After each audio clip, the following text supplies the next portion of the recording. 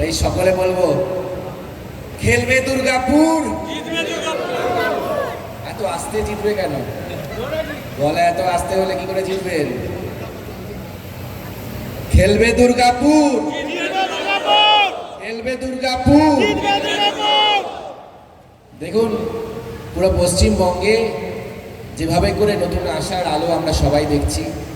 দীর্ঘদিন ধরে ক্রীড়া জগৎ যেভাবে অবহেলিত থেকেছে, সেখানে আপনারা সকলে মিলে, সমাজ, সরকার একা করতে পারে না, সমাজের সকল স্তরের মানুষ যারা সরকারের উপর ভরসা রেখেছে, এবং তাই সমাজের সকল মানুষ, বিভিন্ন সামাজিক সংগঠন এবং সরকার, পশ্চিমবঙ্গ সরকার এবং ভারত সরকার সকলে মিলে আমরা পুরো পশ্চিমবঙ্গকে কী করে একটা স্পোর্টিং স্টেট হিসাবে গঠন করতে পারি, তার জন্য কিন্তু বিভিন্ন যে কর্মযজ্ঞ শুরু হয়ে গেছে। এবং আমার খুব ধন্যবাদ জানাই দুর্গাপুরবাসীকে এবং আয়োজকদের, এবং বিশেষত এখানকার স্থানীয় দুজন বিধায়ক এবং আমাদের অভিভাবক সুলভ, লক্ষণ দা একদিকে রয়েছে, একদিকে চন্দ্রশেখর দা। তো আপনারা যেভাবে করে ক্রীড়াকে অগ্রাধিকার দিচ্ছেন, এখানকার স্থানীয় ব্যক্তিত্ব এবং বিশেষ করে আমি দেখলাম আপনারা সিনিয়র প্লেয়াররা যারা আছেন, তারা খেলোয়াড়রাই যাতে সামনে থাকে। আমরা সরকারি বিভিন্নভাবে যারা জনপ্রতিনিধি আছি, সরকারের বিভিন্ন প্রতিনিধি যারা আছি, আমরা আপনাদের পাশে থাকবো, কিন্তু খেলোয়াড়রাই ক্রীড়াঙ্গনে থাকবেন, আপনারাই সামনে থাকবেন। আপনারা যখন আমাদের চাইবেন আমরা আসবো, আপনারা যখন চাইবেন না তখন আসবোও না, কিন্তু আমরা কখনো খেলার ময়দানে আমরা থাকবো না, যাতে আপনারা খেলার ময়দানে থাকতে পারেন এবং খেলার ময়দানে থেকে আমাদের ছোট ছোট ভাই বোনেরা আগামী দিনে আমাদের পশ্চিমবঙ্গকে গর্বিত করতে পারে, ভারতের জার্সি পরে বিশ্ব দরবারে কাঁপাতে পারে। আমরা সেই পশ্চিমবঙ্গ দেখতে চাই এবং তার জন্য সরকারের জনপ্রতিনিধিরা সকলে যতটা সম্ভব আমরা প্রত্যেকে আপনাদের পাশে আছি, নিশ্চিন্তে থাকুন। দীর্ঘদিন ধরে খেলো ইন্ডিয়া পশ্চিমবঙ্গে ইমপ্লিমেন্ট হয়নি, এখন নতুন সরকার এসছে, খেলো ইন্ডিয়া ইমপ্লিমেন্ট হচ্ছে, বিভিন্ন সেই নিয়ে কাজ হচ্ছে।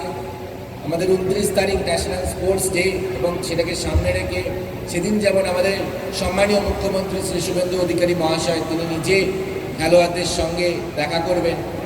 এক বিশেষ সেদিন ন্যাশনাল গেমসের যারা অ্যাপিয়ার করেছেন, আমাদের পশ্চিমবঙ্গকে গর্বিত করেছেন, তাদেরকে ফেলিসিটেশন করবেন। তার সাথে সাথে আমি আমাদের প্রত্যেকেরই একটাই বক্তব্য যে পশ্চিমবঙ্গের যদি উন্নয়ন হতে যায়, সেটা খেলার ক্ষেত্রে হোক বা শিক্ষা ক্ষেত্রে হোক বা শিল্পক্ষেত্রেও হোক, আমাদের বা স্বাস্থ্যক্ষেত্র হোক, আমাদের শুধু কলকাতা কেন্দ্রিক থাকলে চলবে না। পশ্চিমবঙ্গের সকল স্তরের মানুষ, সে রাঢ়বঙ্গ থেকে উত্তরবঙ্গ, সকল অঞ্চলের মানুষকে তারা যাতে এগিয়ে আসতে পারে, তাদের যাতে সুবন্দোবস্ত হতে পারে, সেই নিয়ে আজকে কিন্তু সরকার চলছে। আমাদের এর আগে দেখেছিলাম, এর আগে এর আগে যারা সরকারে ছিলেন, আগের সরকার বা তার আগের সরকার, তারা সব কিছু কলকাতা কেন্দ্রিক করতেন এবং তারপরে কলকাতার মাঠের মধ্যে সব সেখানে একটা পুরো স্বজন পোষণ আর দুর্নীতির আতুর গুহার একটা সিন্ডিকেট তৈরি হয়ে যেত। কিন্তু আমরা বারবার বলছি, কলকাতাতে নিশ্চয়ই খেলাধুলা হবে, কিন্তু কলকাতাতেই শুধু খেলাধুলা হবে না, কলকাতার বাইরে দুর্গাপুরেও খেলাধুলা হবে, শিলিগুড়িতেও খেলাধুলা হবে, ঝাড়গ্রামেও খেলাধুলা হবে, সুন্দরবনেও খেলাধুলা হবে, এবং তার জন্য যা যা বন্দোবস্ত সরকার করবে। আমি এখানে এসেছিলাম, দেখলাম যে এখানে আপনাদের এখানে বাচ্চারা প্র্যাকটিস করে শুনলাম, কিন্তু সেন্ট্রালি কোনো এসির ব্যবস্থা নেই। আমি সম্মানীয় বিধায়কদেরকেও আগ্রহ করলাম, বিধায়করাও আমরা প্রত্যেকে চাই যাতে আমরা নেক্সট টাইম যখন ন্যাশনাল স্পোর্টস ডে আসবে, যখন আপনারা পালন করবেন, আমরা পালন করব, তখন আমাদের এখানে যাতে বাচ্চাদের সুবিধা তার সুবন্দোবস্ত করতে হবে।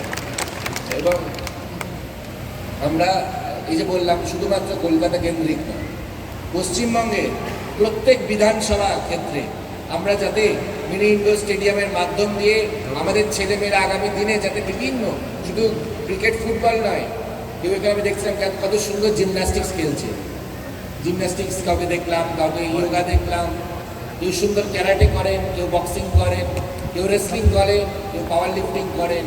আপনারা যেভাবে করে খেলাধুলা করছেন, তো সেটার জন্য তার সুবন্দোবস্ত করার জন্যই আপনাদের জন্য এই ইন্ডোর স্টেডিয়ামগুলো করা হচ্ছে, এবং যেখানে যেখানে ইন্ডোর স্টেডিয়ামগুলো ভগ্নাবশেষ হয়ে আছে সেগুলোকে রিভ্যাম্প করা, সেগুলো রিস্টোর করা, সেগুলোর সংস্কার করা, সেটাও এই সরকার করবে।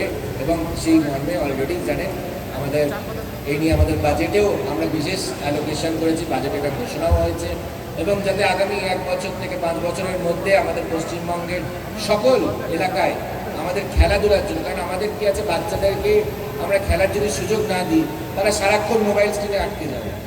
আর মোবাইল স্ক্রিনে সারাক্ষণ তাকিয়ে থাকলে কী হয় দেখেছে, শুধু এরকম করে করে সোয়াইপ করতে থাকবে, আমাদের অ্যাটেনশন স্প্যান কমে যায়। আমরা পড়াশোনা করতে গেলে যে সংযোগ লাগে, আমাদের যে মনোযোগ লাগে, আমাদের যে অ্যাটেনশন লাগে, সেই অ্যাটেনশন স্প্যানটা কমে যাচ্ছে। এবং সেই অ্যাটেনশন স্প্যান কমে গেলে কিন্তু আমাদের পড়াশোনা আত্মস্থ হবে না।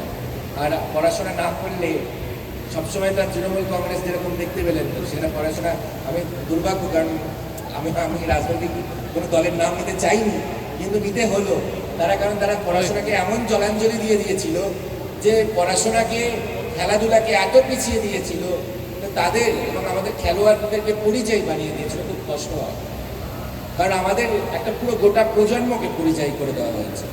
পড়াশোনার সুবন্দোবস্ত করেনি বলে তারা ভালো পড়াশোনার জন্য অন্য রাজ্যে চলে যায়, চাকরির ব্যবস্থা করেনি বলে চাকরির জন্য অন্য রাজ্যে চলে যায়, খেলাধুলার ব্যবস্থা করেনি বলে আমাদের ছেলেমেয়েরা যারা ভালো ট্যালেন্ট আছে, যারা ট্যালেন্টের তো অভাব নেই আমাদের পশ্চিমবঙ্গে, সেই ট্যালেন্টেড প্লেয়ারদের পরিযায়ী প্লেয়ার হয়ে অন্য রাজ্যের হয়ে খেলছে। খুব দুর্ভাগ্য, সেই দিন কেটে গেছে, দুর্ভাগ্যের দিন কেটে গেছে এবং পশ্চিমবঙ্গে সৌভাগ্যের দিন এসে গেছে।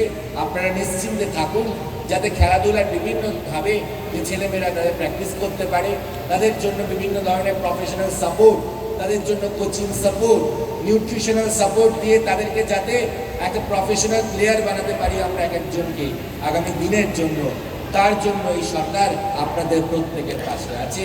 নিশ্চিন্তে থাকুন।